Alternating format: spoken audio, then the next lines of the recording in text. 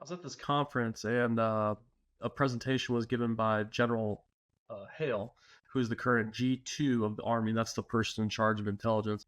And I absolutely loved this graphic he brought up. It's called VUCA. So VUCA stands for volatility, uncertainty, complexity, and ambiguity.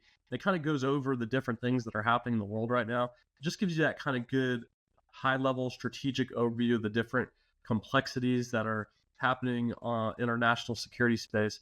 So I'll walk through this really quickly, but I just loved it so much. I wanted to share it with everybody, and I want to thank General Hale for sharing this with everybody. But I'll walk through it real quick. So on the top there, you can see the volatility, uncertainty, complexity, and ambiguity. It's kind of the national security environment we live in on the global stage.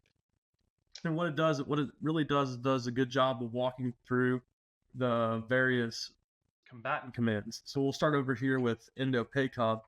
In Indo-PACOM, China is obviously the big competitor there in Indo-PACOM, and you see the different types of things that are happening in the region right now with obviously things happening in the Korean Peninsula between North and South Korea, and then you have the Chinese continual threat to invade Taiwan. I apologize, my voice a little messed up. I have a bit of a cold going, but you also have India with conflicts with China, and then things happening in the South China Sea. China's actually been pressuring a lot of the Filipinos with hitting them with water cannons and threatening them with weapons. And that's actually a big threat, because if they mess with the Filipinos, that's not good for us, right? Like America would get brought into any conflict in that region because we protect that zone. So let's move over to CENTCOM really quickly. You see the different things that are happening here. Obviously, what's happening with Iran and Israel, where Iran is actually launching missiles directly into Israel, and who knows how Israel is going to respond. And then you have what's happening with Hamas and Hezbollah between Israel. And then you have the Levant. So that's your Iraq, Syria, and Lebanon group of terrorist extremists that are also obviously a threat to Israel, and then also our American troops in the region. And you see there just Iranian aggression generally.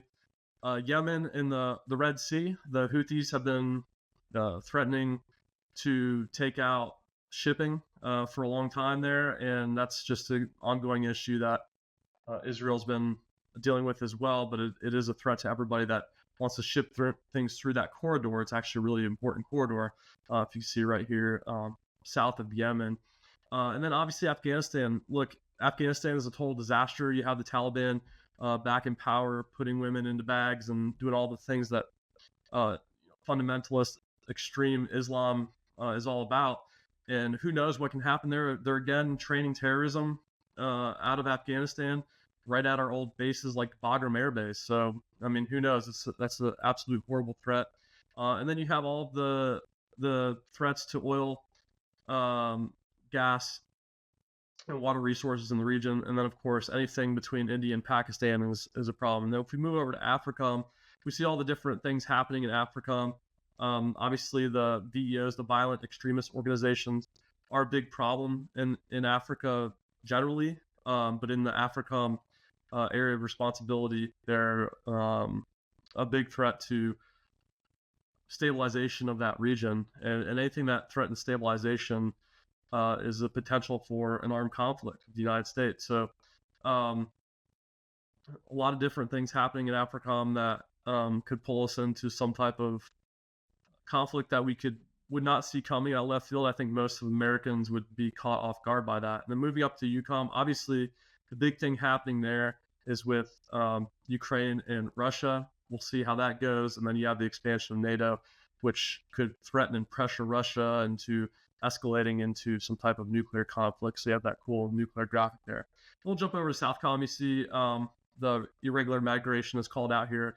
Look, this is what's happening. They're flying into Ecuador. Ecuador does not have a visa requirement, so people can fly in from around the world right into Ecuador, go up here through the Darien Gap and up into the United States through California, and then other places where we do not have good enough border patrol in the region. Even if we do, we're letting them in anyways for reasons I don't know, and I don't think anybody knows. And then you have things like human trafficking and fentanyl that are a massive problem because of that border.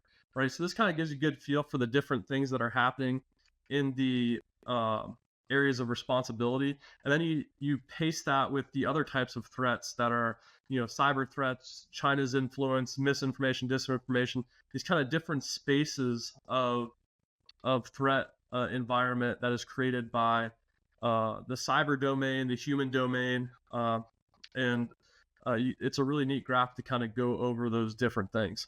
Moving over to the left here, you see that our strategic competitors, China, obviously, what we consider the pacing threat. Russia is a threat as well. Obviously, their alliance with China and Russia is a major threat to the United States. And then you have anything North Korea does, who knows, they're a little wacky. They like to test the waters at times. And then you have Iran. To me personally, I think any alliance between Russia and Iran and China is absolutely awful. North Korea, they're obviously a threat in the region, and they have questionable capability with their nuclear missiles. But I really think these three, China, Russia, and Iran, are a threat at all times. We always need to keep an eye on them. This down here, you can see over 64 countries, 50% of the world's population will be holding elections in 2024. So if this year feels a little unstable, this should give you a good idea of why. And yeah, so it's called the VUCA graphic. And I want to thank General Hale for sharing this with everybody, and appreciate you checking it out. Thanks.